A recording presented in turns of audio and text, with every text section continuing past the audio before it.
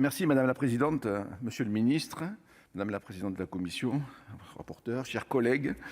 Notre Assemblée examine en nouvelle lecture la proposition de loi présentée par Valérie Létard visant à prévenir des usages dangereux du protoxyde d'azote. Ce produit peut être acheté pour une somme modique par n'importe qui en supermarché, bureau de tabac ou sur Internet.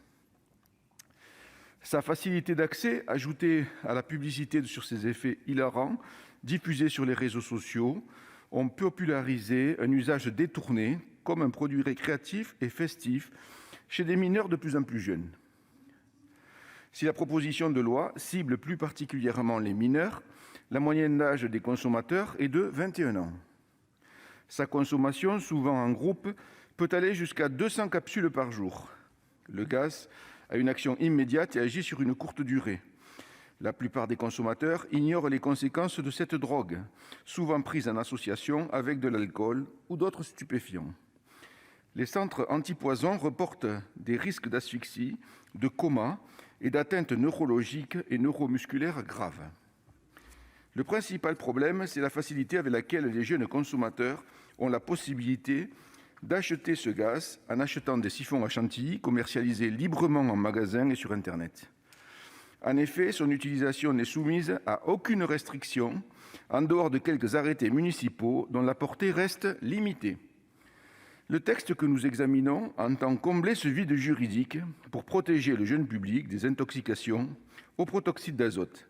Le cœur du texte vise à interdire la vente de gaz hilarant aux mineurs et à pénaliser l'incitation de mineurs à en faire un usage détourné. Des éléments d'information sur la dangerosité du produit seront désormais obligatoirement visibles sur les emballages ainsi que sur chaque siphon.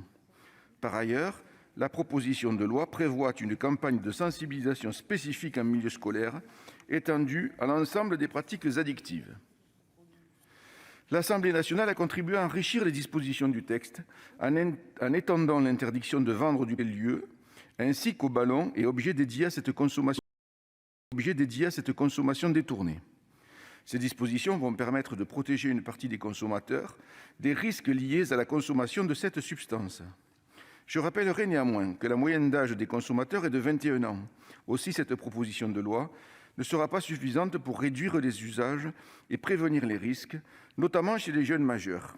L'interdiction du produit se heurterait au droit européen, mais nous pouvons utilement limiter le nombre de cartouches que peut acheter un particulier, comme l'a fait le Danemark, confronté au même problème. En parallèle à ces mesures, nous devons renforcer nos moyens de lutte contre du trafic illégal. Ces derniers mois, 2 réseaux de trafic de gaz hilarant ont été démantelés en Seine-Saint-Denis. Comme souligné en commission, la prévention des addictions reste un volet essentiel pour protéger les mineurs et les jeunes adultes de pratiques dangereuses, en lien avec les associations de terrain. Enfin, face au développement de la vente des produits stupéfiants sur les réseaux sociaux et sur les messageries privées, nous devons mettre en œuvre un accompagnement à la parentalité à travers le numérique. Le groupe Les Indépendants, République et Territoires soutient pleinement cette démarche et votera en faveur de cette proposition de loi. Merci, cher collègue. J'invite maintenant Madame Raymond